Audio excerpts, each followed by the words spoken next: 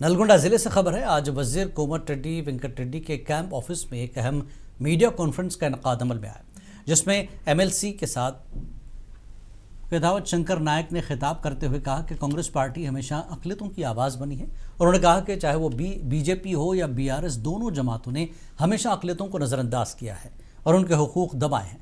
कांग्रेस ही के दौर में अक़लियतों को तहफ़्फ़ुज़ात फ़राहम किए गए और वाईएसआर ने तालीमी मैदान में 4% तहफ़्फ़ुज़ात फ़राहम किए थे।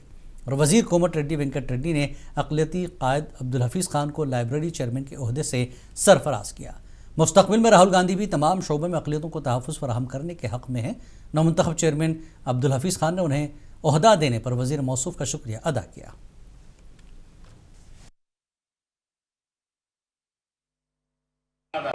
అదే విధంగా మా వాళ్ళందరూ కూడా కొన్ని సందర్భాలలో కొన్ని ఇష్యూస్ డైవర్ట్ అవుతుంటాయి. ఆ ఇష్యూస్ను ఎట్లా సబ్సైడ్ చేయాలి. క్రితం కూడా నేను ఒక 30 ఏళ్ల నుంచి పీస్ కమిటీ సెక్రటరీగా ఉన్నాను నల్గొండకు. ఇటువంటి చాలా ఇష్యూస్ వచ్చినాయి, ఎన్నో మర్డర్స్ జరిగినాయి ఇష్యూస్లో.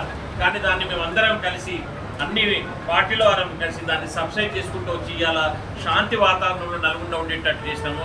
మళ్ళీ కూడా మొన్ననే ఎస్పీ గారితో కూడా మాట్లాడడం జరిగింది.